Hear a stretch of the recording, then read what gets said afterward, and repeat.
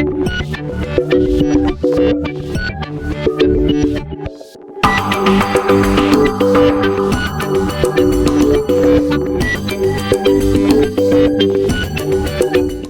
de dar inicio, quiero dar la bienvenida a Brian Wood.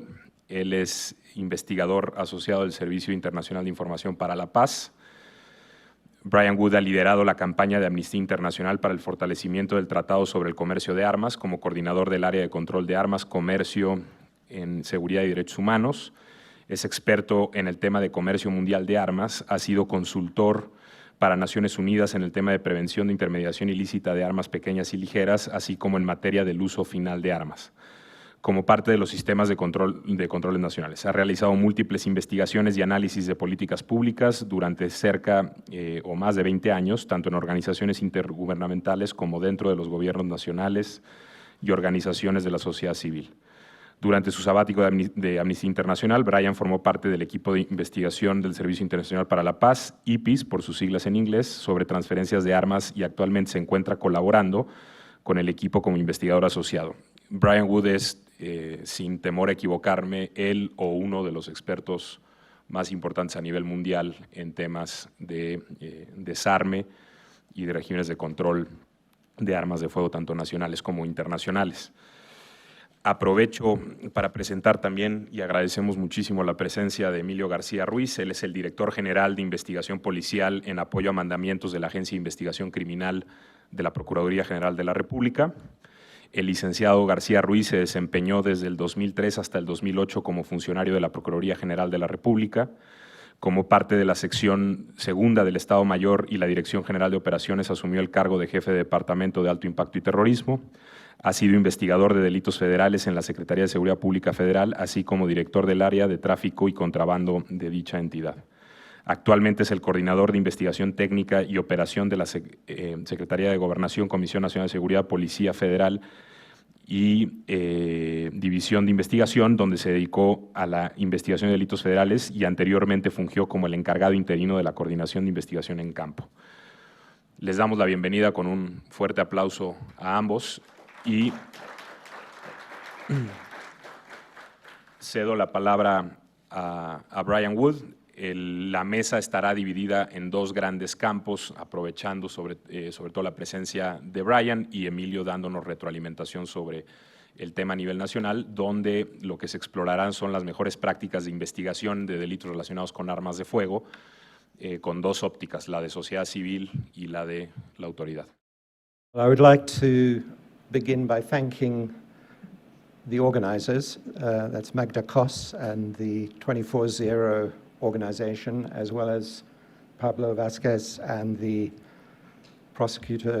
Attorney General's Office and the university as well for inviting me and for coming to such an important and interesting conference. I apologize for not speaking Spanish. I did warn the organizers that that was going to be a problem, but apparently it isn't. So if you just bear with me, I'll try and go at a pace that the translators can translate for you. So I'm going to take you through a number of issues here, and some of them I'm going to go a little bit faster than others. So I'll try and make this as intelligible as I can. So if you look at this quote here from the chairman of IBM, 1943, I think there's a world market for maybe 5 computers. The context in which we work is changing very significantly because of technology, changes in transport and communication, globalization. So we see administrative and legal barriers being deregulated, new types of handling techniques, transports, internet revolution, the dark net, trading, guns, and some of the consequences, the outsourcing of companies, agents, advisors, brokers in the arms trade business, arms manufacturers beginning to expand through subsidiaries, co-production agreements. We used to say in the old days that African countries, apart from South Africa and a little bit of Egypt, didn't produce their own conventional arms or their own firearms. That's all changing now, because the number of factories that make small arms, light weapons, and ammunition is spreading quite rapidly. So one of the things that really shocked me when I first joined Amnesty and I started leading this program of work was the interviews that I did with a journalist of air crew or aviation crew, pilots, load masters, navigators, engineers, who were witnesses to the flying of arms to the perpetrators of the genocide in Rwanda. And we managed to get enough information to put out an Amnesty report. Together with Human Rights Watch, the Secretary General of the United Nations convened the Security Council, an emergency meeting, because arms were going back into the situation in the Great Lakes. We researched this quite well. We found that the previous government of Rwanda was mortgaging the produce from the tea plantations. They were using brokers in different countries, traffickers to fly arms in, hoping to not be detected. The United Nations set up an international commission of inquiry.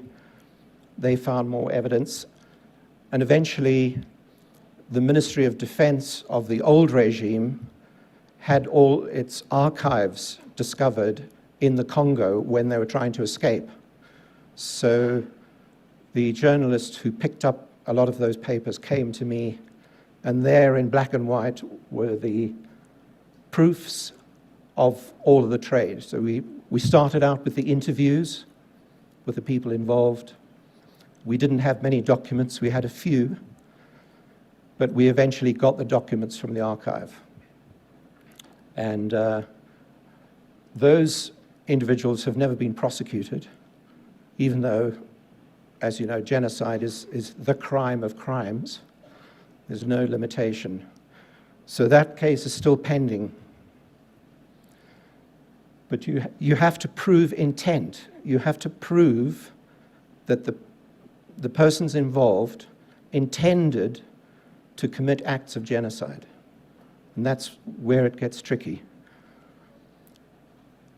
After that, I worked with the government of Norway and some non-governmental organizations, including the Red Cross there, to see what we could do about this problem of brokers. And I published this report, which was launched in Oslo in 1999. We're looking at various other cases like this. For example, in the Congo, Brazzaville, they mortgaged the oil production to banks in Europe. Brokers that were originally from Germany but living in South Africa then brokered the supply of the arms from the Central Asian republics, flew them in. And there were very significant massacres afterwards. So this is one of the cases that we documented there. So we decided to look at the international control systems, the scope of the controls, what are controls, what kinds of export licenses, what are the conditions for issuing them, import licenses, transit documents, what to do about safeguarding surplus stocks and production, how to ensure that arms embargoes are properly implemented, how to deal with the problem of tax havens and front companies, because that's where the dealers launder their money and hide the proceeds of crime, arrange the trafficking deals without being identified. So the Norwegian government put on a conference, and we invited various governments. We looked at the Swedish system of control, which was one of the best ones. But actually, the best system of control was the United States one. And the US government sent a delegation there, and it was very interesting to see the US officials lambasting the West European officials and telling them that they must get up and enact legislation to control arms brokering. And shortly after that, the European Union did, and we got international standards for arms brokering set up amongst quite a significant number of states.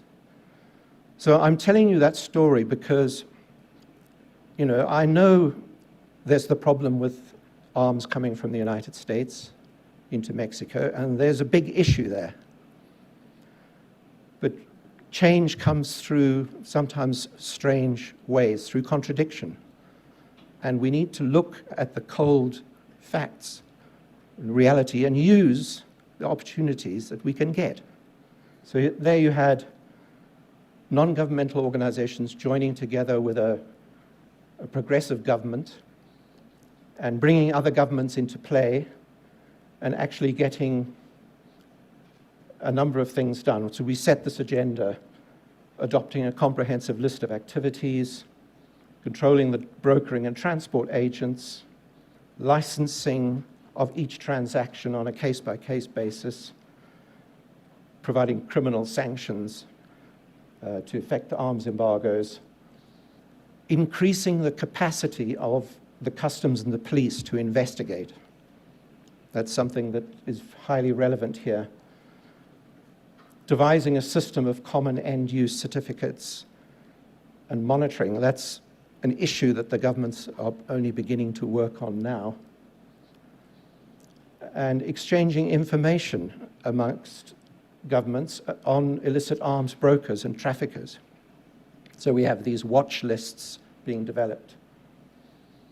Maximum cooperation by like-minded states. So the Mexican government has joined in this effort, and we've had various activities in the United Nations to move the agenda along.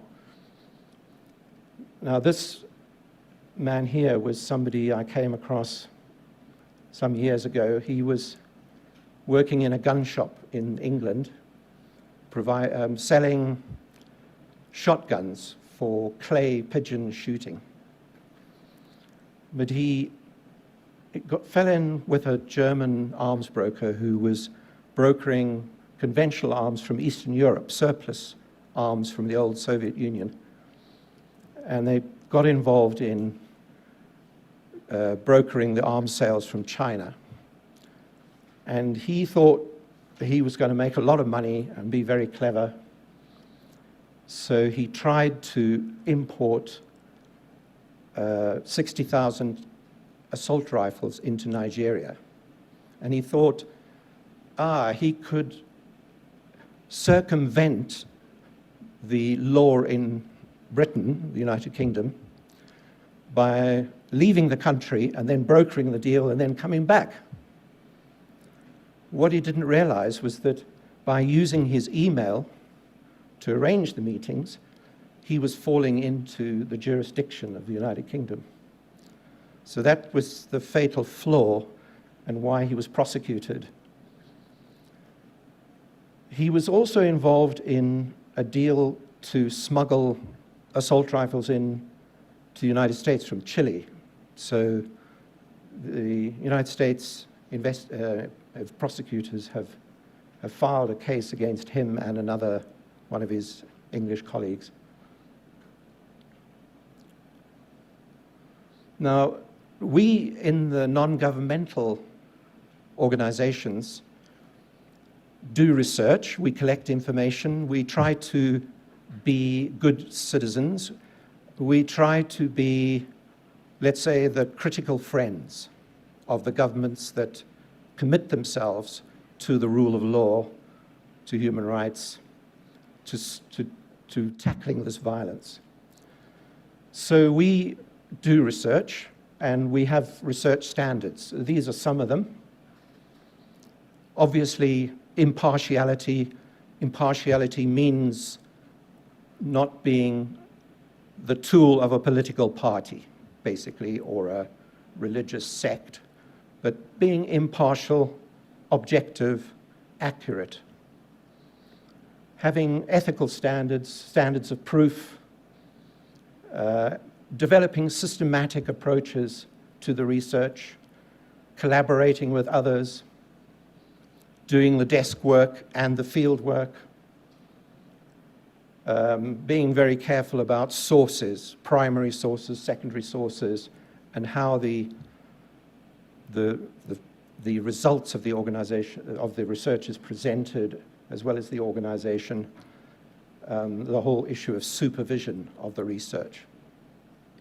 So we begin by looking at what are the research goals, what are the conceptual tools. Now, I heard one of the speakers yesterday, was very interesting, saying that it's not the instrument, it's the conduct that is the primary focus. So in social relations, when researching social relations, the primary object is not the inanimate weapon. The primary object of the research for us is the human agency. It's what the human beings are doing with that. Okay, the object becomes important, as does the technology. But what we want to do, what to find are certain acts that might be criminal or serious violations of human rights, a pattern of behavior. To begin the research, you have to review the literature. You need to know what has been said, what you will contribute, and refine the insightful questions that you're going to put to try and address the problem, and pinpoint where you're going to find the evidence and the potential audience that you're going to produce the research for. Now, this is a key sentence that exists in the United Nations Programme of Action on Small Arms and Light Weapons, and it's what all governments, including Mexico, committed themselves to do: to put in place adequate laws and regulations and administrative procedures to exercise effective control over the production of the weapons within their areas of jurisdiction, over the export, import, transit, retransfer of such weapons in order to prevent the illegal manufacture and illicit trafficking. And this is important for Mexico, as well as every other state.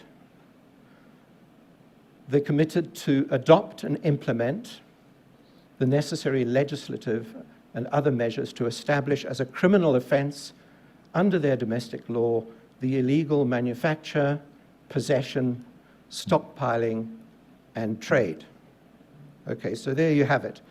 This is what the governments agreed.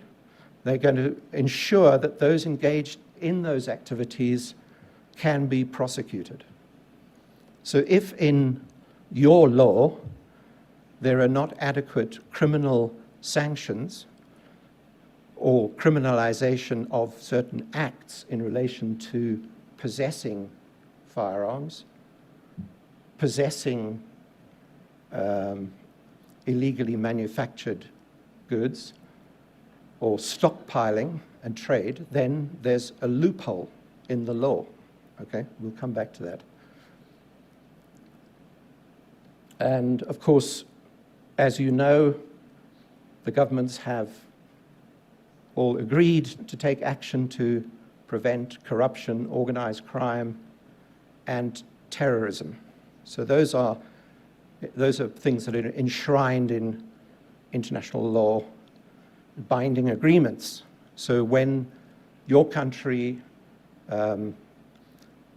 acquires weapons from abroad, it has to follow certain procedures that are in line with these international agreements.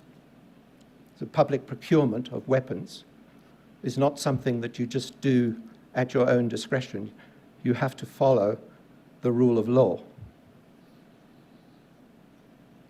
So when we're looking at, where are these problems, we can say, okay, they relate to the flow of the weapons, the supply side, the manufacture, the assembly, and it's important to distinguish between the manufacture and the assembly because there's different activities. Export, import, transit, transshipment, sale, circulation, brokering, transport. All of these are areas that need regulation, and in fact, they do have international agreements around the regulation. But there's also the question of the usage or the abuse or the potential abuse of the weapons, the unlawful possession, the unlawful carrying, the unlawful uses of the weapons. And then there's an issue around aiding and abetting and being complicit in those acts. So you may not do them directly, but it may still be a crime for you to be complicit in that. So all those are areas which you should find in your national legislation. And you will find international laws and standards that set out what the government needs to do with that. I won't go into the rest now. And obviously in the literature, those of you who read about illicit firearms trafficking, illicit trafficking of arms more generally, the long porous borders you have, low capacities or inadequate capacities for law enforcement institutions. Apparently, you have, in certain parts of the system, those exist. Law enforcers who are not adequately trained, adequately equipped, those people are not going to be able to implement those laws properly. Informal, cash-based transactions, money laundering, large stockpiles left over from previous conflicts. You've got them in Central America, and they'll come from further afield as well. Local craft manufacture. The parts and components that are coming across from the US to Mexico are being assembled and made into weapons. They don't have to smuggle the entire weapon. They're doing it in bits and pieces. Unregulated arms dealing and brokering, major problem. The third party, the invisible third party. In the United States, it's called the straw man, the person who comes into the gun shop and is buying on behalf of somebody else. And we have that on the international level as well with arms brokers. Now, we can do all sorts of things with research. We can use questionnaires and interviews. There's the issue of dealing with very distressed victims. I had to take special measures to help an individual who came to Amnesty. He was drawn into an international illicit arms trafficking operation, which I believe he didn't know about. He was worried about his life. So we had to do certain things. Gender and cultural sensitivities. There's nothing worse for research than prejudice and discrimination. The issue of confidentiality. You're dealing with security, people's lives, their safety, and of course, identifying patterns through analysis. So you can have large amounts of information in databases, those need to be made very secure, especially now with the way that cyber attacks work. Training of investigators, time deadlines, looking for the relevant facts, read between the lines, and be flexible. You need to triangulate and corroborate facts. I think we had an exchange yesterday about Mexico exporting ammunition to Nicaragua sports clubs or sports individuals, and then allegation about the police using them. So look out for contrary findings. You look at the facts, be open to the other explanation. Okay, so with statistics, we know through years of work with surveys and statistics that are churned out by the WHO from public health facilities and from law enforcement agencies through the UN Office of Drugs and Crime, that roughly 500,000 people have been killed or died violently in armed conflict, as well as outside of armed conflict over the last decade. More than 1.5 billion are estimated to live under the threat of violence. Firearms are used in almost half of the homicides committed globally. About 3/4 of the estimated deaths occur in non-violent settings. But don't forget, we're not talking here so much about injuries. And in armed conflict, you have massive displacements of people, and you have massive loss of life indirectly. You only have to look at Yemen to see that. So you can use statistics like this. I think it's fairly reasonable to present the problem to the public. But what happens if you say that in the Americas, particularly Central America, has the highest rates of firearms homicide in the world? What if you say that? Or if you say, there are 6 countries that comprise 80% of the world's firearms homicides. Those claims have been made just recently as well. Problem with that is that not all states submit adequate data to the WHO and the UNODC. So you have China, Brazil, Russia. Many states in Africa, Asia, the Middle East don't supply reliable data. So if Mexico supplies reliable data, and the United States does, and other countries in Central America do, you can't then go and say, well, our rates are the highest in the world.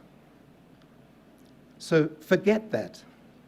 What matters is you have a very high rate of firearms killing, as do your neighbors. That's the point. So we need to interpret the data very carefully. They're often deficient in relation to what are called legal intervention deaths. Now, the United Nations Statistical Division is talking with the WHO and the UNODC to try to see what can be done to try and get better data. Okay?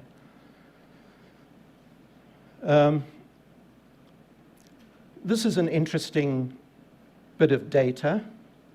It was a survey, a research conducted by Barbara Walter in the United States, analyzing 103 countries that experience some form of civil war.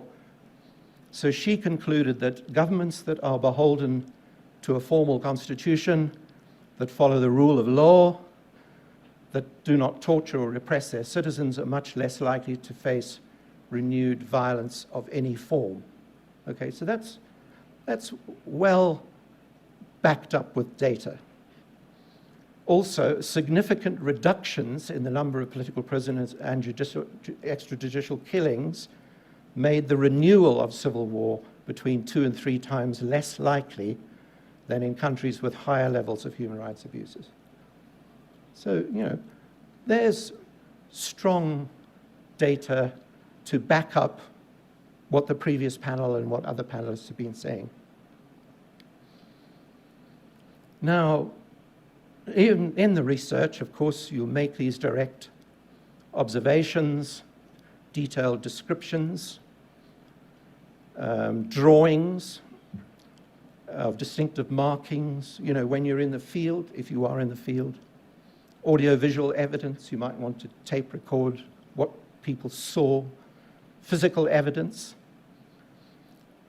We instruct the researchers in Amnesty to never pick up any munitions. It's very dangerous. They get trained in what to do.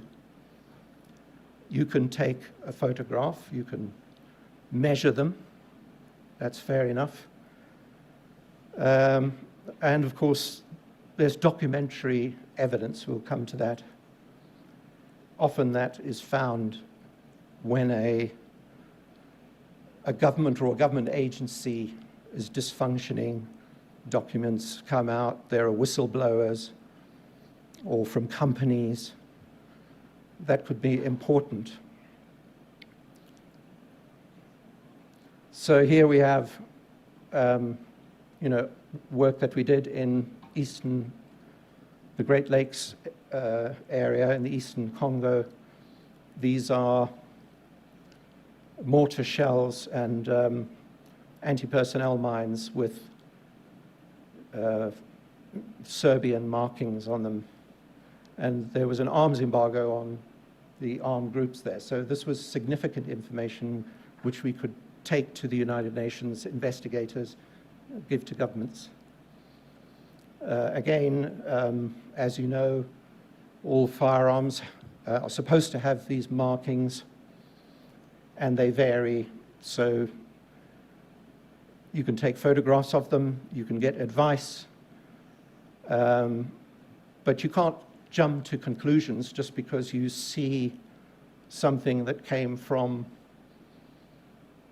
one of those countries. Hector and Koch, for example, Germany. If you find that rifle in a crime scene, doesn't mean that Germany supplied it to the criminal. It will probably get there through some circuitous route. So that's just a tiny little bit of the picture. Same with the ammunition. They're all supposed to be stamped. Brazil has got a better system of stamping, but you can derive some information from these, but you know, it's sometimes limited. But in police investigations, in ballistic work with specialized, they can actually trace the connection between those and a particular weapon. So, you know, the more developed countries do have that facility. As underdeveloped countries often don't have that, so they depend on international assistance. Now, I was thinking, we've been talking the last day and a half about these two sides of the problem. And some time ago, lots of the NGOs all assembled in Nairobi, and we talked about how we could best tackle the issue. So we looked at what we call the flow, so turning the tap off the flow, and the community, draining the pool of weapons. So you've talked about that, and I think this is a good way to look at the issue from the supply side and the demand side. So what drives up supply, what drives up demand, they both affect each other. So let's have a look at this on the supply side, curbing the flow. So here we have a typical scenario. You've got a components manufacturer, that's company number one, and there's the non-state actor lurking in the corner. And these components are going to go to company number two, which will assemble them, and they're supposed to deliver the assembled products to the armed forces or the law enforcement agencies in the third country. So there you have various processes, customs clearances, inspections. You have freight forwarders and shippers involved. The broker has appeared. And there are port authorities, customs authorities overseeing it, or they should be anyway.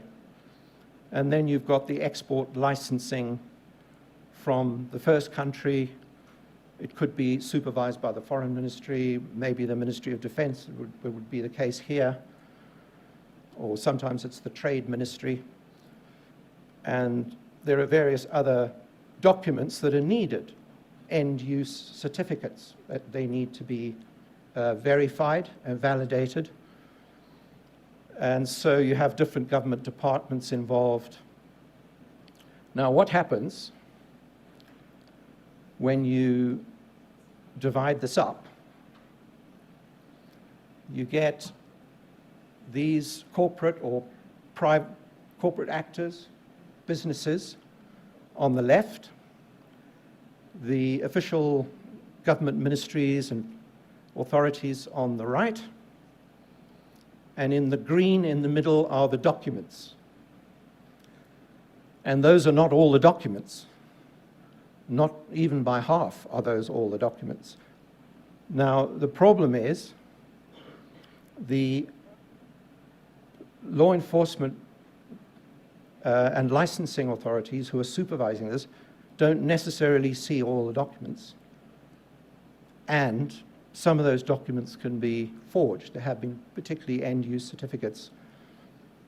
Dealers reproduce them on their computers and even on photocopiers, they used to. And there's corruption involved, people buying and selling certificates. So we have this central concept called diversion. The lawfully traded items going into the illicit trade, the legal possession displaced by unlawful possession, and so on. Now we have an example here of how the system breaks down. This was a Ukrainian/Israeli businessman. He was arrested some years back in Milan. And in his possession, he had a number of different passports. You'll see there a Bolivian passport. Different nationalities. He had different currency in his possession, Swiss francs, diamonds, Mauritius rupees, and lots of documents which enabled the prosecutors in Italy to bring the case. But he went free because the Italian law has no extraterritorial application. And his defense said he didn't do any arms brokering activity in Italy. He only did it in other countries. So they let him out. Now that's very different in some other countries now because the civil society has campaigned and because we used the US law, the Swedish law, as examples of what could be done. This is what Minin did. He delivered these arms on a BAC-111 aircraft, which is a passenger jet, into Liberia for transfer to the RUF armed groups in Sierra Leone, resulting in massive massacres, crimes against humanity. You may remember. 68 tons came in from Ukraine, and another 113 tons of arms. So that was his legacy to the West African countries.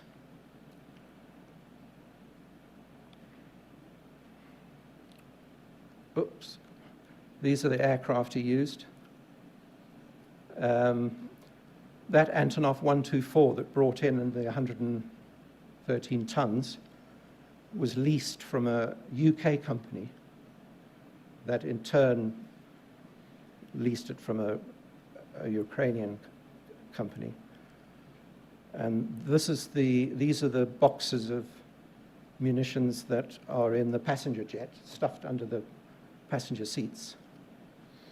Now, these arms brokers can work in networks with other actors, financiers, transport agents, insurance brokers, all sorts of other actors come into play. We're dealing here with globalization. So this is now part of good law enforcement, which include the customs work at airports, seaports, air traffic control, immigration, and of course intelligence services need to know what's going on if sensitive goods are coming into the country or out. So we have all sorts of agreements now amongst governments about export and import control systems. I'm not going to go into that because we won't have time, but you know they're there. Problem is, what do you do in this kind of scenario?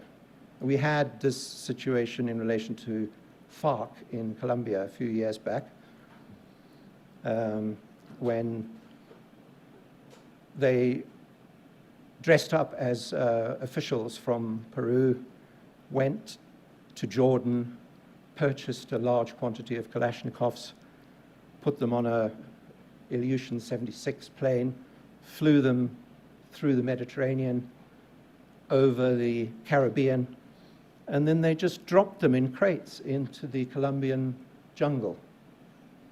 And it took a huge amount of work by the Colombian law enforcement agencies and Interpol to track down what had actually happened. They did actually find the crates. But this is obviously a way of getting over borders. We have drones now. You can buy them in a shop anywhere. So you can put stuff into the air and move it over. There are unsecured stocks, sometimes vast quantities. This is part of what President Gaddafi accumulated in Libya because other countries decided to just give him more or less whatever he wanted. And when Libya collapsed in the civil war, the government overthrown, lots of these munitions then spread out to neighboring countries. I think that's still going on, actually. And there is part of the problem. Porous borders, law enforcement agencies under-resourced, trafficking small arms, light weapons in numerous countries.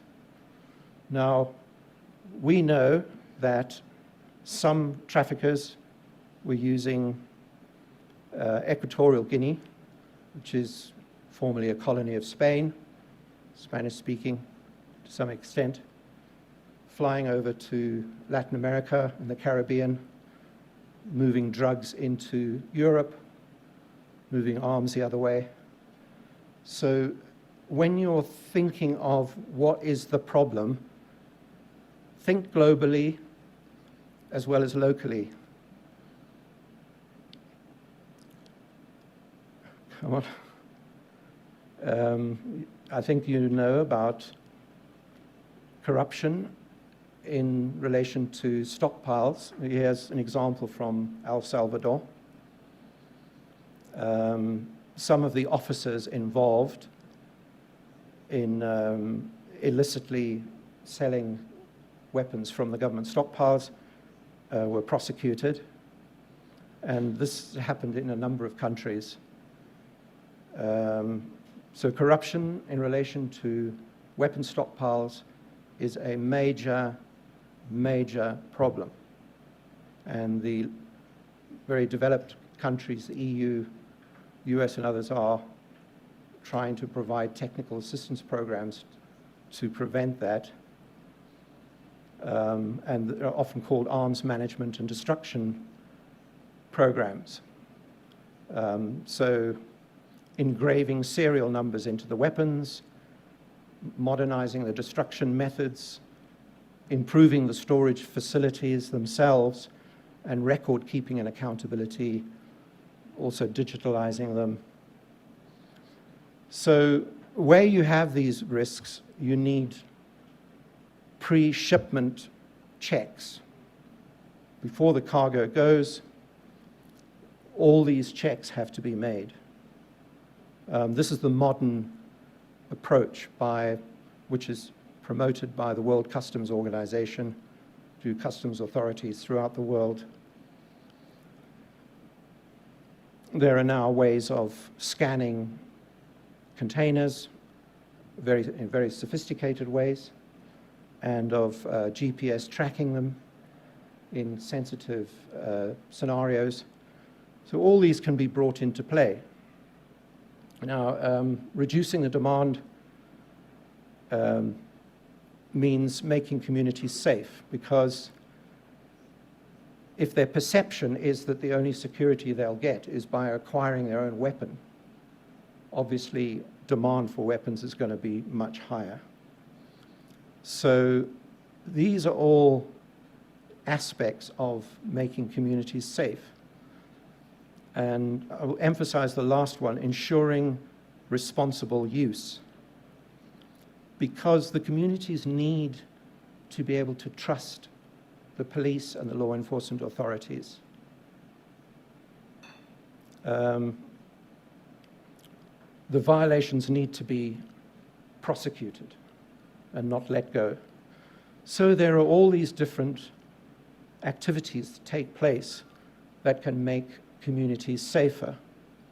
And I'm sure you see here that there could be research and action, also with civil society actors helping.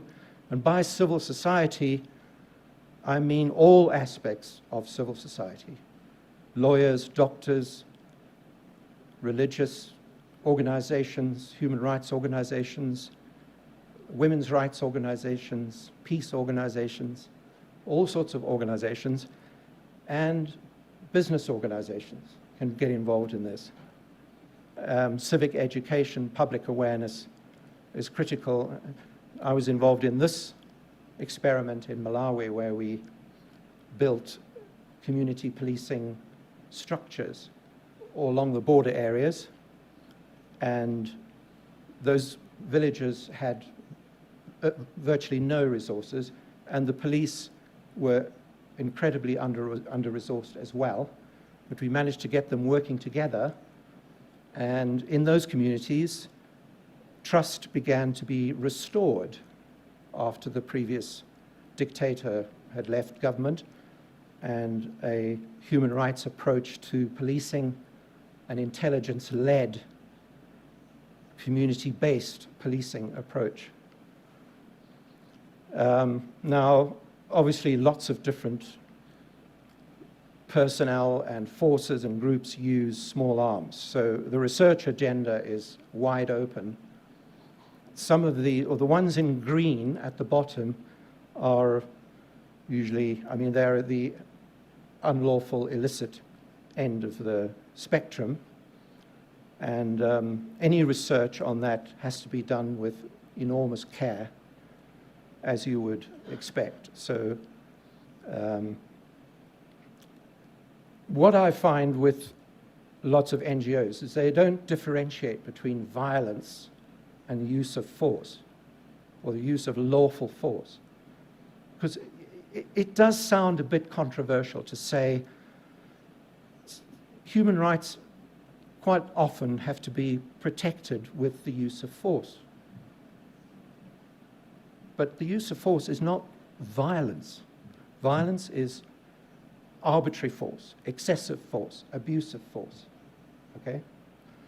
So you have to be very careful when you're going to research that your own safety and security and those you're working with has to be fully taken into account.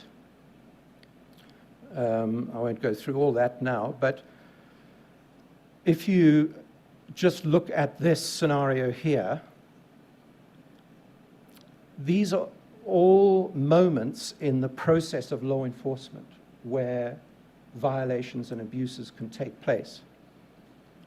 At the incident scene, at the point of arrest, the travel to the police station, the detention, the incarceration, the interrogation, and in fact in the court, an unfair trial, and in the prison, an ill treatment. So human rights is integral to the rule of law. These are all measurable standards. So when people talk about human security, you tell them those measurable indicators on human security are established, well established in international human rights law. I better draw to a close, but if we look at the international rules for law, the use of force, it must be proportionate, lawful, accountable, and necessary. So we use this acronym, PLAN, as a way of training our researchers. And it's based on the United Nations basic principles on the use of force and firearms for law enforcement officers. Only in self-defense or defense of others against an imminent threat of death or serious injury when less extreme measures are insufficient. That's the only legitimate time a law enforcement officer can use a firearm. I won't go into the rest, but you'll see there the standards. So you can research whether those standards are being met by your law enforcement agencies. This was an example that in East Timor, where even the United Nations went in to train the new police. They taught them how to shoot straight, how to clean their weapons, but not how to tactically use the weapons in relation to the international standards. So what happened? They went on a shooting spree. There were riots in the capital that had to be quelled. You know, they had to start all over again. So let's skip through this. Non-violent means must be attempted first. Okay, those are in the rules. And there are all sorts of other principles that need, and I won't go through them because we're running out of time. Damage and injury need to be minimized. You know, do you recognize this with your law enforcement? A range of differentiated means of the use of force should be made available. So you don't have to use firearms, you could use something else. But each item there has to be checked, has to be approved by a scientific body, and the training of the officers in the use of those instruments needs to be very, very rigorous, because they can misuse those as well. I just wanted to mention this as well. The ATF and ICE were subjected to a the US government accounting office, the GAO, and the GAO found these results in a report not long ago. And what was interesting is weapon parts are increasingly being trafficked across the border for later assembly. Not all weapons that are described as US origin are in fact originally made in the US. If you look at the statistics, which you can do if you like in the United Nations database or elsewhere, large numbers of firearms are exported from, for example, the European Union into the United States. So they come through there, they find their way here. But increasingly, it's these parts and components. So you can conceal these easily, reassemble the weapons here in Mexico. I won't go into all of this, but it is an interesting report because what it's saying also is that the United States legislation includes loopholes that enable this to happen. So you have a US government agency that is criticizing the government for not closing the loopholes and also saying that the ATF and ICE, the customs agency, haven't been working properly together. They have not been implementing the memorandum that they agreed. So those are things that should be of enormous interest here. And there I will end, so I hope that's given you some food for thought. Thanks very much for bearing with. Gracias, Brian. Creo que la presentación nos ayuda a abrir la ventana a la posibilidad de que la sociedad civil se involucre de manera activa en la investigación de estos fenómenos desde un punto de vista estratégico, pero también operativo y táctico para sus labores de incidencia, pero también, ¿por qué no?, para aportar información útil a las propias investigaciones de la autoridad. No me voy a detener más, les propongo invadir un poco el tiempo de la comida para que tengamos tiempo suficiente de escuchar la exposición de Emilio García, quien nos hablará quizá desde la perspectiva del otro lado de las investigaciones del fenómeno y de las operaciones de tráfico. Entonces cedo la palabra y dejaremos al final algún tiempo para preguntas y respuestas y algunas consideraciones. Muchas gracias, Emilio.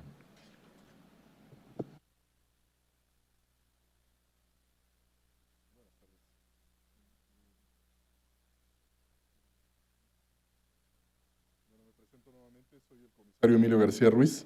Actualmente soy director general de investigación en la Agencia de Investigación Criminal de la PGR. Me gustaría hacer una aclaración. No soy catedrático, no soy dogmático, soy simple y sencillamente un policía de carrera. Tengo 16 años en el servicio, entré desde la academia y he pasado por todos los grados de investigación posibles dentro de la Procuraduría General de la República y de la Policía Federal.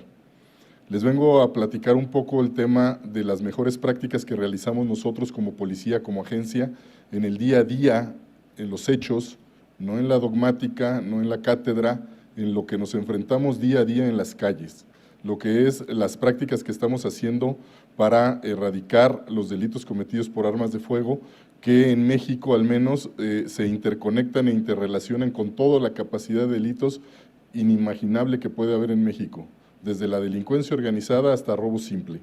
Todos los delitos en México tienen que ver con el uso de armas de fuego. Entonces, empezaría con… ¿Cómo es esto? Es un fenómeno muy difícil de combatir desde la perspectiva de la investigación policial, toda vez que las armas de fuego de origen tienen un origen lícito. Son fabricadas por países para ser vendidas de manera legal, y lo que nosotros nos encontramos es con un reto de identificar el momento exacto en el que son desviadas hacia el mercado ilegal. Esto conlleva un uso en donde nosotros tenemos que identificar los actores que participan para poder eliminar ese intermediario que está haciendo el desvío hacia las organizaciones criminales. Como bien lo decían los antecesores panelistas, hay muchos delitos que se cometen. Aquí hay un dato de 245,000 asesinatos cometidos en el mundo por el uso de armas de fuego, y estamos hablando sin entrar en detalles con países que están en guerra. Me gustaría que ustedes entendieran, tal vez nosotros, como lo dijo un panelista anterior, hemos fallado en la comunicación de lo que estamos haciendo. La comunicación es básica para que la ciudadanía entienda de qué en dónde estamos parados y qué es lo que estamos haciendo. La autoridad hemos fallado en ese sentido, puesto que desconocemos cómo comunicar las acciones buenas. Única y exclusivamente en las noticias salen las malas. Sale cuando hay un atraco, un asesinato, un homicidio, pero no comunicamos de manera muy correcta cuando tenemos éxitos en contra de la delincuencia.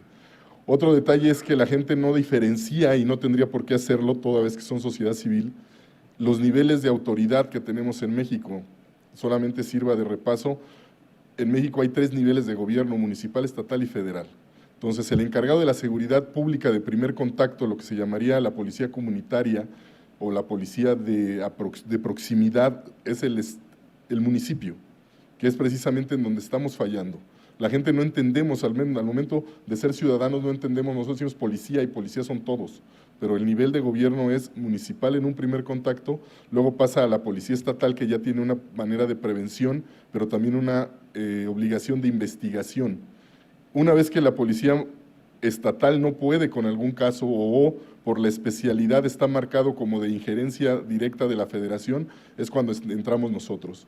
Ahora, la Procuraduría General de la República tiene representación en las 32 entidades. Sin embargo, y bien lo decían, insisto, panelistas anteriores, falta no capacitación, esa es la palabra, capacitación en las fuerzas, sobre todo de investigación de los delitos, para dejarnos de tener que estar preocupando por tener más policías, ejército o marina en las calles. La idea es que tengamos investigación.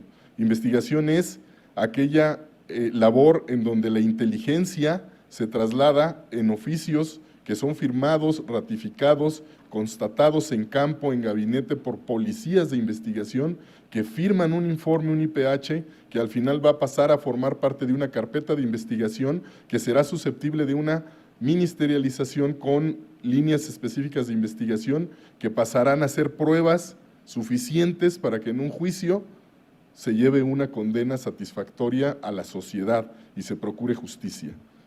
Si no tenemos todo ese ingrediente, por más prevención y por más inteligencia que exista, no vamos a poder. Necesitamos capacidad en la policía de investigación para poder tener condenas satisfactorias que procuren justicia, eliminar la impunidad. Quisiera yo explicarles un poco de lo que la Agencia de Investigación Criminal está tratando de formar como una institución, en donde actualmente la Procuraduría está centrando su esfuerzo en las labores de investigación, en donde la Agencia de Investigación Criminal va a tener esos 8 nuevos componentes. Actualmente solamente tiene 3, periciales, CENAPI, que es el Centro Nacional de Planeación y Estrategia, y la Policía Federal. Ahora pasamos a tener 8. Estamos planeando un Centro Nacional de Planeación, Análisis e Información de Combate a la Delincuencia, que es el CENAPI actual, la Policía Federal y la Coordinación de Servicios Periciales. Pero se agregan 5 más, que es la Oficina Nacional de Política Antidrogas, que ya se encuentra en funcionamiento, la Unidad de Investigaciones Cibernéticas y Operaciones Tecnológicas, que igual ya está en funcionamiento, la Unidad de Operaciones de Alto Impacto, que está recién siendo formada, la Unidad de Capacitación y una Unidad de Talento Humano. ¿Cómo estamos trabajando? Nosotros trabajamos bajo la investigación, es decir, hacemos detección de crímenes, ya sea por tema de que la sociedad, que es una parte bien importante que necesita involucrarse aún más con la denuncia, siempre y cuando tuvieran confianza en la autoridad. Entonces nosotros estamos como último punto de contacto y desafortunadamente la ciudadanía entra en contacto con el nivel primario, con los ministerios públicos del fuero común, y ya cuando tienen una situación no digamos que de una manera bien realizada, es cuando llegan con nosotros en la Policía Federal, en la Agencia de Investigación Criminal, en las autoridades federales, y ya llegan las investigaciones con muchos vicios. Entonces, nosotros tenemos que hacer una investigación, sobre todo tratándose de temas de armas, que es el caso ahorita, en donde tenemos un valor agregado que son muchas herramientas que nos brinda actualmente el nuevo sistema de justicia penal acusatorio, en donde se rompe un paradigma de la investigación en México, que era que el Ministerio Público era quien investigaba y sancionaba los delitos, pero no lo dejaba de una manera muy clara. El Ministerio Público es un ente que pretende profesionalizar y dirigir las investigaciones, pero desde una temática jurídico-técnica, no en la calle, no en la investigación del día a día. La policía somos los que nos encontramos fuera en la calle y también con investigadores de análisis y gabinete, y somos los que tenemos el primer contacto con las investigaciones.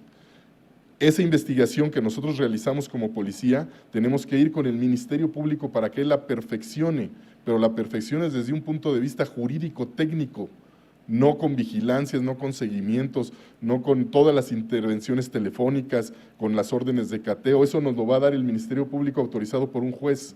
Entonces, el nuevo sistema tiene muchos factores que son criticables, pero también tiene muchos factores que son muy buenos. Son muy buenos porque profesionaliza el accionar de la policía, el accionar del Ministerio Público.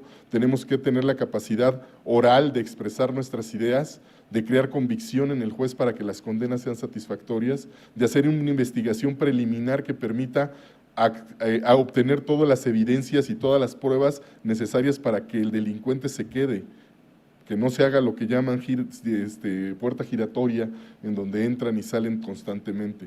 Y eso no se logrará más que con la profesionalización de todos los integrantes dentro del sistema. Esta es una ruta que tenemos plasmada dentro del tema del tráfico de las armas, en donde contamos todos los días con la participación de las agencias y de los instrumentos internacionales, en donde tenemos E-Trace, que es una herramienta de rastreo que tiene el gobierno de los Estados Unidos.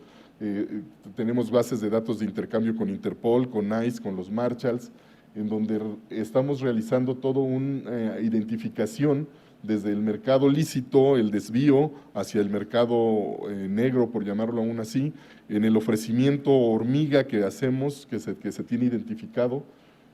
Estos son los servicios que tiene la agencia con las demás investigaciones, con las demás agencias de investigación, en donde estamos generando productos de inteligencia y productos que son plasmados en informes policiales que serán rendidos ante la autoridad para obtener sentencias, insisto. El tema es profesionalización de la función de la procuración de justicia. A nivel internacional existen, como ustedes saben, diferentes organizaciones que están trabajando con el tema de los rastreos y de la identificación y la regulación de las armas de fuego. Con ellos nos encontramos trabajando de la mano, existen protocolos, el éxito dependerá del esfuerzo y la suma de los intereses de todas las agencias y, insisto otra vez, nosotros somos policías. ¿Cómo trasladamos estos protocolos, cómo trasladamos estas visiones de gran nivel de estrategia a nivel de países al día a día, al combate real y actual de las organizaciones criminales que hacen delitos con armas de fuego? Tenemos instrumentos jurídicos internacionales como los protocolos de Palermo, como la Convención de CIFSA, como el TCA, como el Tratado de Comercio de las Armas, la protección, programas de acciones para prevenir y combatir el blindaje. Todas estas obligaciones las hemos asumido por parte de México como país, en donde tenemos esfuerzos legislativos, mantenimiento de registros, control de importación, exportación, elementos mínimos de marcaje, realizamos rastreos, tenemos un intercambio fluido de información, asistencia legal jurídica mutua, tratamos de evitar el desvío, se establecen controles fronterizos con la cooperación internacional, estamos procurando la posesión de armas registradas en los civiles.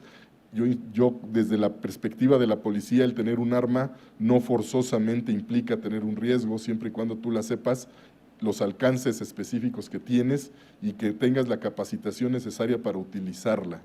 El arma en sí mismo no es el problema, es quién la utiliza y de qué forma y para qué fin. El fortalecimiento de controles fronterizos se vuelve complejo porque tenemos una frontera norte muy grande en donde no toda está bien vigilada, hay mucha porosidad, está regulada a las armas y la industria militar en Estados Unidos permite que cualquier persona que tenga ciudadanía estadounidense pueda comprar un arma, sin embargo, no se realiza un registro o un seguimiento al registro que permita que esa arma verdaderamente esté en posesión de quien la compró, sino que puede ser revendida a través de un mercado negro y pasada a través de las fronteras y siendo ya sea por partes o en partes y luego ensamblada nuevamente acá en México o simple y sencillamente trasladada por mecanismos ilegales, contrabandeada, para ser vendida a las organizaciones criminales.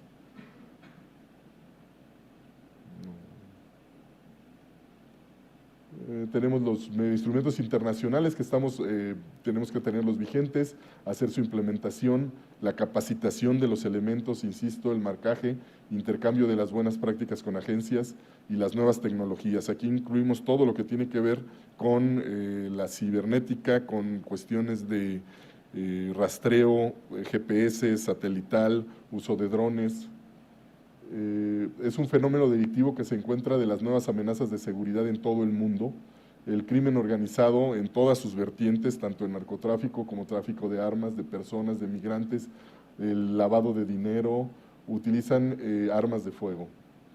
En México se estableció un sistema de rastreo con ATF desde 1995, denominado Grupo de Coordinación de Armas, y este grupo está integrado por todas las agencias que tenemos que ver con inteligencia, con investigación, y con la responsabilidad de realizar decomisos y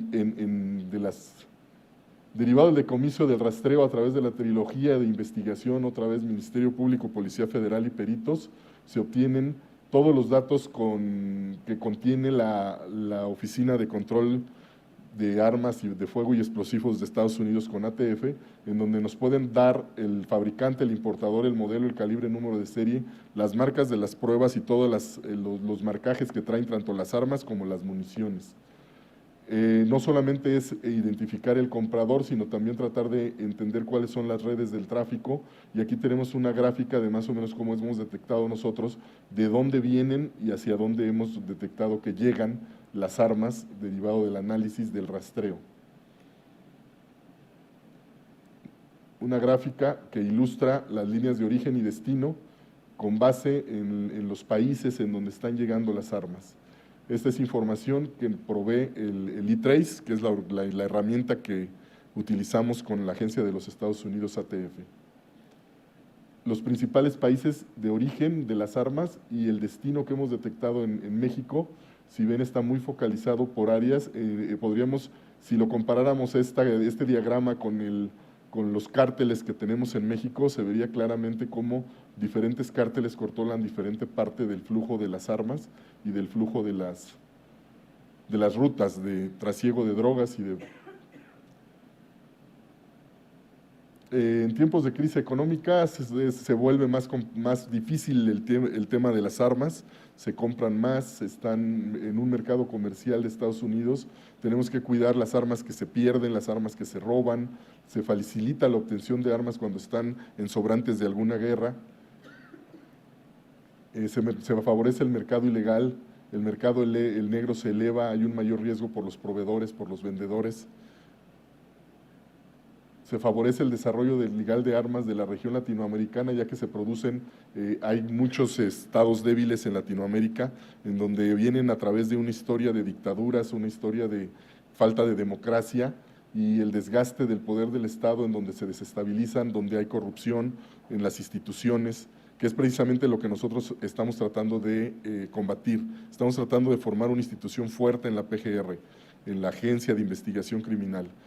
Obviamente lo que necesitamos es tiempo, necesitamos que haya una constante, que haya una real servicio de carrera en donde las personas que estén al frente de las instituciones sean salidos de la misma institución, donde no llegue un político que crea que que es dueño de la verdad absoluta y que cada 6 años todo lo que hizo el anterior gobierno estaba mal, cuando en la realidad es que hay personas que están haciendo su mejor esfuerzo, dando la vida por el país todos los días en operaciones tanto con la Marina, con Sedena, con nosotros mismos de la Policía Federal, de PGR, en donde estamos haciendo el esfuerzo de dar el resultado que la sociedad nos pide. Sin embargo, insisto, no hemos sido capaces de que sea el común de todas las policías. Tenemos todavía un trabajo muy fuerte que hacer para que estas instituciones realmente sean fuertes y permee hacia la policía estatal y sobre todo hacia la municipal. Y eso tendiendo a que sigamos en el mismo esquema, porque llega un nuevo político y nos dice que ese esquema ya no funciona y que ahora el esquema nuevo es tal. Y entonces tenemos que adaptarnos nuevamente y tratar de seguir haciendo nuestro trabajo. Estas son algunas armas que hemos detectado que son las más comunes que se encuentran en los decomisos que realizamos todos los días aquí en la ciudad, en el país. El revólver Smith Wesson, un fusil de asalto, el AK-47, que lo volvieron famoso por denominarlo cuerno de chivo, la escopeta, que sigue siendo muy utilizada sobre todo en las zonas rurales de México, y la pistola Glock calibre 9 milímetros, los rifles tipo AR-15, que son básicamente los que utiliza también la policía, rifles tipo AK-47, que no son AK, pero parecen, utilizan el mismo calibre, 7.62, rifles FMP-90, pistolas 5.7, que es la que autodenominaban matapolicías, que se volvió muy famosa hace unos años. Todas las pistolas marca Beretta son muy identificables. La pistola Taurus, todas las pistolas Browning en calibre 38 Super, escopetas antimotín, y hemos encontrado ya en posesión del crimen organizado muchos rifles de francotirador tipo Barrett, que son artillería casi antiaérea. Aquí ya nada más quisiera yo, para terminar, decirles algunos decomisos que hemos tenido importantes en la agencia, no son todos, pero básicamente enfocados a únicamente armas. Sin embargo, cada una de las decomisos que tenemos implica detención de gente de la delincuencia organizada que realiza sus acciones con armas. Entonces, no tenemos decomisos tan grandes de arsenales de armas, pero sí tenemos una constante en donde cada vez que detenemos, invariablemente todas las organizaciones criminales portan armas, y algunas de manera más grande. Estos son algunos ejemplos en donde… Este es uno de los más grandes, se acaba de realizar en agosto de 2018, en donde en ese camión tipo construcción, o no sé cómo llamarle, galeta, venían casi 6,000 cartuchos y traían más de 50 armas largas, todas en 7.62, que es casi el cuerno de chivo, digámoslo así, ¿no? Tuvimos un detenido.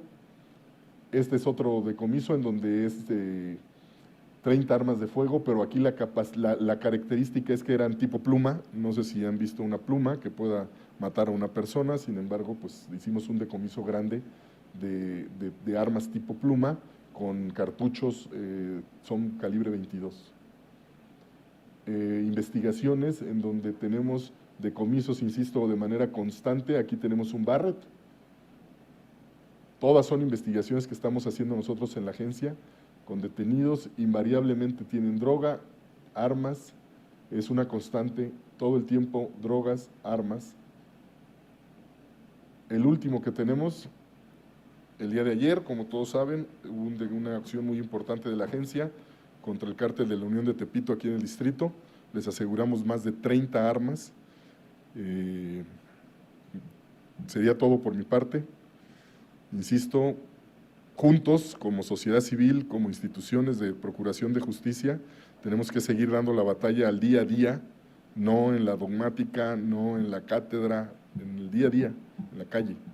Ahí es donde se va a resolver el problema. Gracias. Vamos a dar espacio a un par de preguntas. Creo que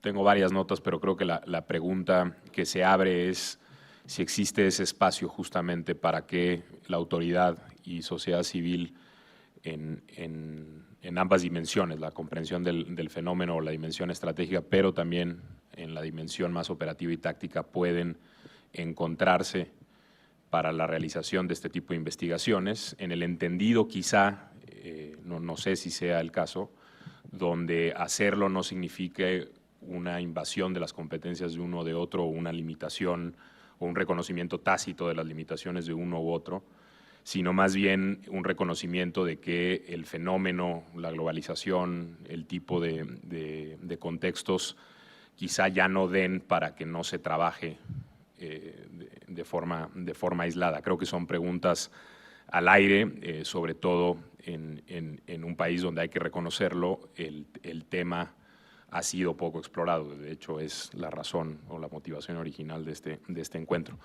No entretengo más. Si alguien tiene alguna pregunta para alguno de los panelistas, pues le damos para adelante y que la contesten. Por favor, por allá atrás.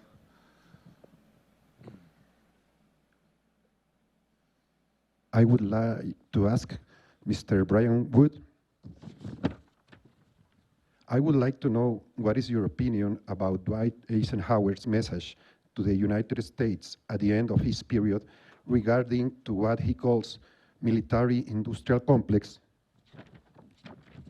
And also, what is your opinion about George F. Kennan doctrine of contention, please?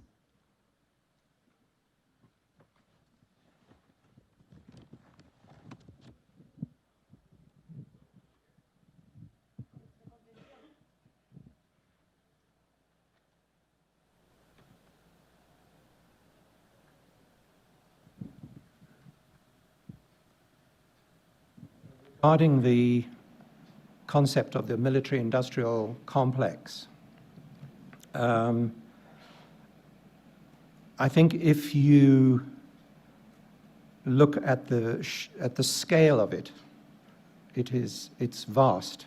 You know, we're talking about in a conventional arms trade going somewhere between 80 up to $100 billion worth of trade, you know, every year. So if you compare that to firearms and firearms components, ammunition, that's, you know, quite small. But the problem making those comparisons is that if you take, say, the genocide in Rwanda, somewhere between 800,000 and 1 million people were murdered. And when we got the documents showing the arms procurement in the lead up to the genocide and during the genocide, you know, it totaled somewhere about $12.5 million of arms purchases. So you can have a small amount of arms purchases of small weaponry, and you can murder 1 million people. Or you can have a jet fighter or a battleship, and it can fly around and sail around and nothing much happens. So the problem is how to disaggregate that and to find where the issues are. So obviously, if there is a major international military conflict, it would be absolutely disastrous for the world, let alone if it was nuclear. So we have to all try to work towards arms reduction and disarmament. But I think that the efforts that are made to tackle the small arms, the firearms, the illicit trafficking, are extremely valuable in terms of trying to save lives now.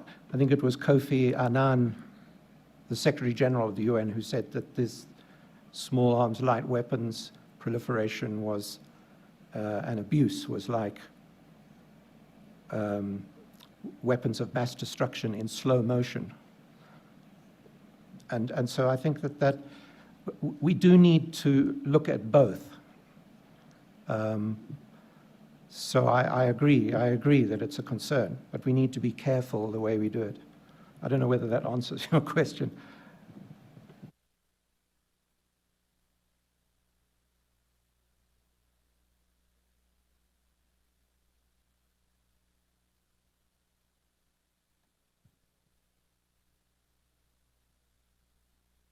Mi pregunta también va para el señor Brian Wood. Thank you very much for your very interesting presentation. You mentioned the need of to devise a system of common end-use certificates and a monitoring system. I would like to know your opinion on the efforts carried out by UNIDIR on creating a standardized form for end use and end user, and the prospects of such initiative, and which should be the entity or the international framework in charge of that monitoring system. Thank you.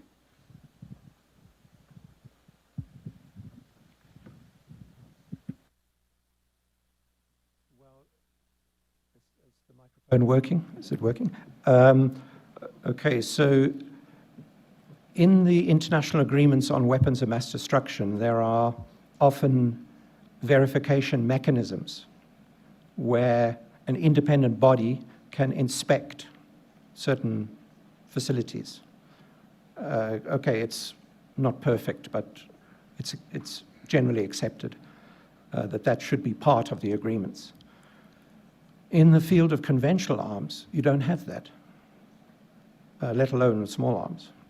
So what happens is it comes through bilateral agreement.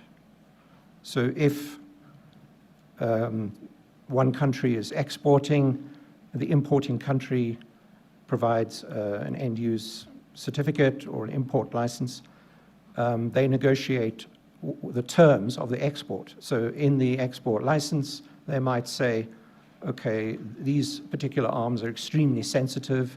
They might be, you know, man-portable missiles, for example, could bring down a passenger jet.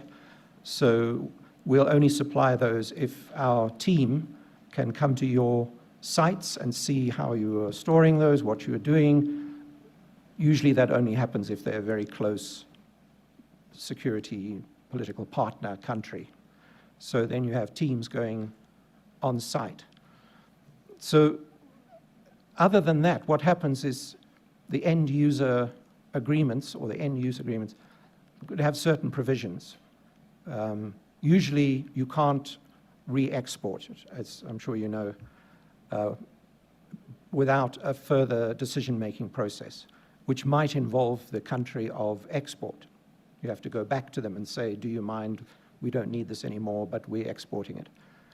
There might be a conditionality to destroy it when you don't need it anymore.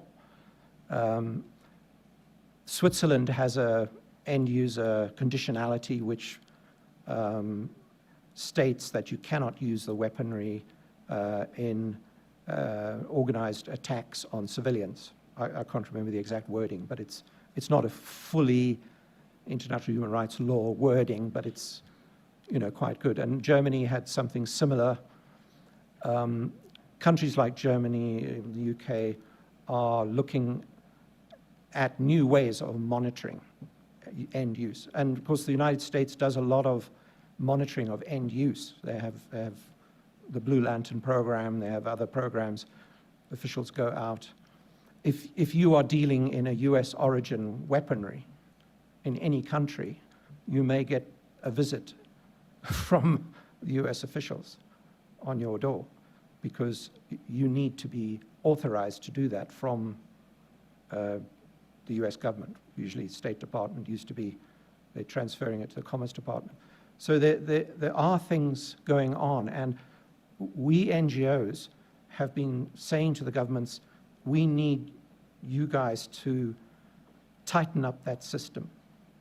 You know, if you really believe that you can export that equipment and it can be used for lawful, legitimate purposes, then put your agreement where your mouth is.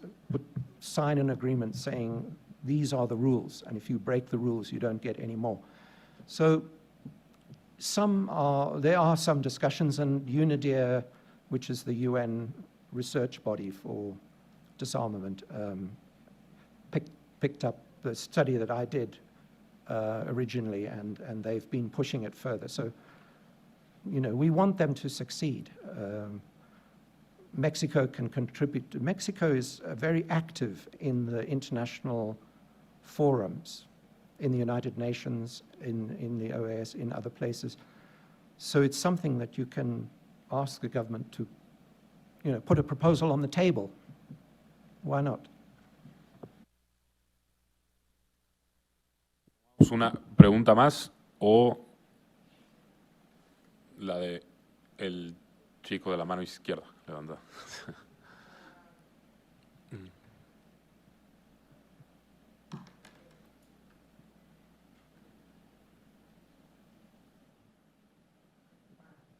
Buenas tardes. Esta pregunta sería para el señor Emilio García Ruiz. Me refiero a que si existe en México algún modo también de rastrear munición como el Mr. Wood puso en sus presentaciones, en la cual se veía 4 casquillos, uno era chino, de Norinco, otro era ucraniano y otro era yugoslavo. Esto me refiero porque yo también estoy haciendo una investigación para fines académicos de mi diplomado sobre tráfico de armas. En ella he notado que buena parte de las armas que vienen de Estados Unidos, que son cuernos de chivo, son compradas en armerías legales y por ende también la munición. También me he dado cuenta que no necesariamente la munición que se vende en esas armerías es de Ucrania, es de China o es de la Yugoslavia, sino más bien es fabricada localmente en Estados Unidos. Bueno, mi punto es si ustedes tienen ya algún sistema para determinar la marca, la marca y origen de esa munición que se usa y que se encuentra en los crímenes. Ya tenemos, tanto en los servicios periciales de PGR como en la División Científica de Policía Federal, se realiza el estudio de todas las marcas y de los calibres de las pistolas a las que tenemos acceso, mediante el intercambio de información con ATF, en donde se realiza el registro tanto balístico de la huella balística del cañón de la pistola, como en la repercusión en el casquillo, como del tipo de munición que está siendo utilizada, la cantidad de pólvora que contiene. Hay muchas casquillos, muchas balas que son producidas también aquí en México de manera artesanal, en donde ha llegado a ser deficiente la fabricación y que al momento de disparar explota al mismo usuario. Entonces sí, la respuesta es sí tenemos. Desafortunadamente no en la mayoría de los casos tenemos acceso a la información cuando vienen de otros lados que no es Estados Unidos. O sea, tenemos que implementar, todavía vamos en el camino de implementar los cruces de información con las armas producidas en Europa. Con lo que tenemos nosotros ahorita un esfuerzo muy grande de manera institucional es tener la huella balística de todas aquellas armas que se venden de manera legal en México, que no existía. Y nosotros estamos desarrollando una base de datos, sobre todo con las armas que contiene la policía, el ejército, la marina, para saber si alguna de esas armas también fue desviada o fue de las armas que están siendo canjeadas en los puestos donde está haciendo la desmilitarización. Se supone que no deberíamos hablar de temas de corrupción, pero al final la corrupción siempre está inmersa. Entonces, esas armas se registran, se validan, tanto las huellas balísticas como las armas en sí mismo, y se decreta su destrucción. Sin embargo, hemos encontrado que vuelven al mercado nuevamente porque no fueron destruidas, al menos no en su totalidad, y vuelven otra vez al mercado negro de la ilegalidad y otra vez las volvemos a encontrar en otra comisión de delitos. Entonces, la respuesta concreta es sí la tenemos, y el comentario es que estamos trabajando para que sea más fortalecida la estrategia.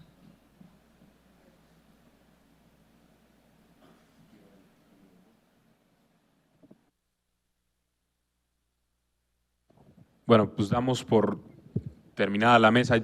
Quizá solo le preguntaría rápidamente a cada uno de los panelistas, respondiendo a esta pregunta, si creen, o quizá en lo que se ha visto en el tiempo aquí en México, Brian y Emilio, con la experiencia en el país, si creen, si en efecto existe este espacio para una colaboración entre una sociedad civil o grupos de sociedad civil o la sociedad en su conjunto, porque hablábamos también no necesariamente de pensar en organizaciones, sino en abogados, médicos, etcétera, se involucren activamente unos y otros en la investigación, retomando un poco lo que comentabas, no tanto o no solo a nivel de la comprensión del fenómeno o el nivel dogmático al que se refería Emilio, sino también en el campo, en la investigación tal cual de las redes, de las cadenas de suministro, de los puntos de emisión de documentos, etcétera. Si existe ese espacio para que unos y otros colaboren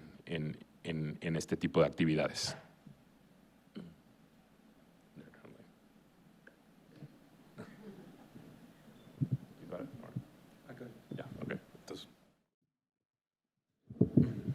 Sí, yo considero que sí existe. Nosotros en el día a día, al menos en mi oficina, estoy trabajando de manera constante con las agencias principalmente de Estados Unidos, Canadá.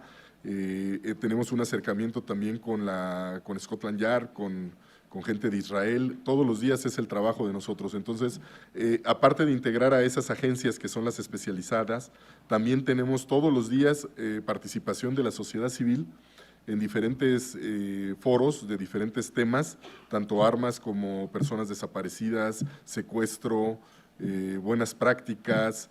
De hecho, una muestra de ello es la participación nuestra en este foro, en donde agradecemos la invitación tanto del Instituto como del 24/0, la gente de la sociedad civil, la UNAM, en donde sí tenemos un espacio. Desafortunadamente, insisto, las buenas cosas no se replican o no se tiene conocimiento. Deberíamos de ser más propensos a decir lo que hacemos bien y no solamente estar quejándonos de lo que hacemos mal. O sea, lo que está mal todo el mundo lo nota porque sale en los periódicos todo el día, pero lo que estamos haciendo bien no forzosamente sale, no forzosamente la gente sabe. Y la ciudadanía está en la idea de que todo está mal, pero no es así, créanmelo. Desde el dentro les puedo decir que hay gente profesional en todos los ámbitos de la procuración de justicia, de la seguridad pública, que da hasta su vida por la ciudadanía todos los días. Y que el hecho de que la ciudadanía se acerque a nosotros es el ingrediente que va a permitir que podamos salir fortalecidos y que se logre abatir los índices de seguridad en México.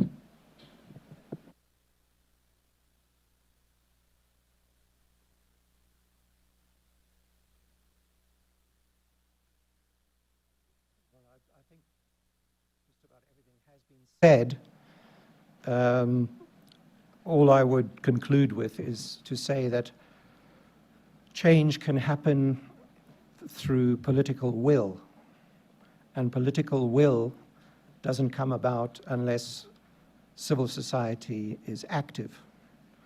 And civil society is a very broad range of people, organizations. And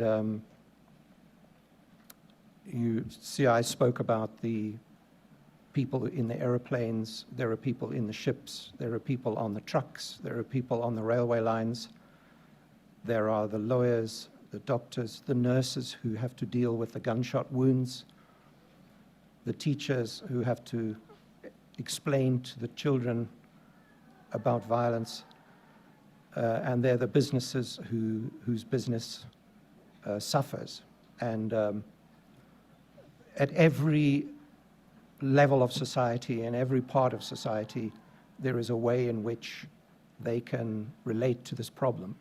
So I would urge you to find a way with Magna Cos and her colleagues to form a broad alliance. It can't be done in a day, it can't be done in a week or even a month or a year, but build a strong people's alliance with very strong, simple messages, and above all, cooperate with the authorities that are professional, that have integrity, and try to persuade those politicians to change the legal framework and to make sure that the laws are properly implemented. I think that's perhaps a good way of concluding. Thank you very much. Muchísimas gracias.